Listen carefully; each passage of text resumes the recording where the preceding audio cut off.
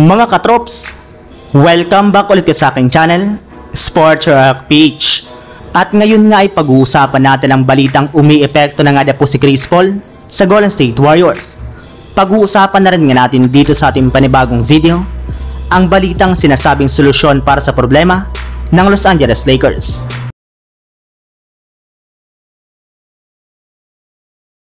Hindi nga po kagaya ng nakaraang season, maaga na nga pong umangat ngayong season ng Golden State Warriors sa standings ng Western Conference matapos silang magkaroon ng record ng 5 wins at 1 loss, at isa nga po sa mga itinuturing na dahilan ng kanilang maagang pag-arangkada ay si Chris Paul na gumagana na nga pong epekto sa kanilang kupunan. Yes, hindi nga po kagaya sa nagdaang season ay hindi na nga po predictable ang kanilang mga ginagawang play.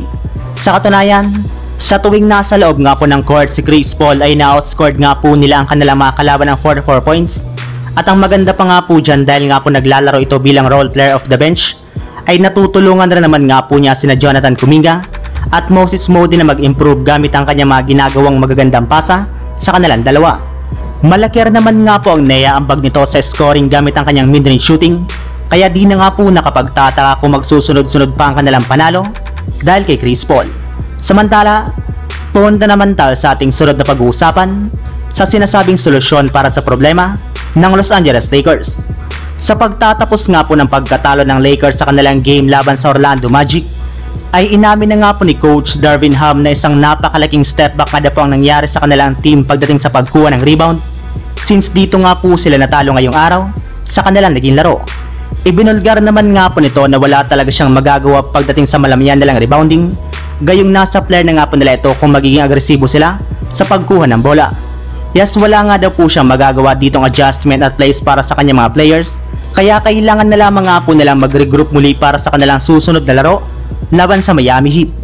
Yes, kailangan nga pong maging agresibo na ang Lakers sa pagkuha ng rebound at paggawa ng mga hustle plays, gayong sa ganyang paraan nga po ay magkakaroon sila ng mas mataas na tsansa na manalo.